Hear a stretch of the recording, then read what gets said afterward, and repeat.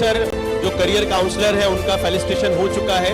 हमारे वसीम सर से दरखास्त है कि वो भी स्टेज पर आ जाएं। और ये वाहिद उर्दू मीडियम के ऐसे टीचर है जिनके चैनल के सब्सक्राइबर 1 लाख क्रॉस कर चुके हैं और पिछले 3 साल से कोविड के बाद से ये बच्चों की खिदमत अंजाम दे रहे हैं।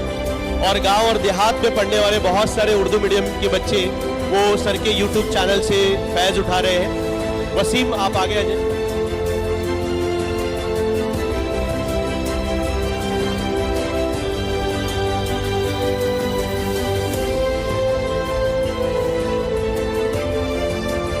जोरदार तालियां वसीम सईद खान के लिए। बहुत बहुत शुक्रिया।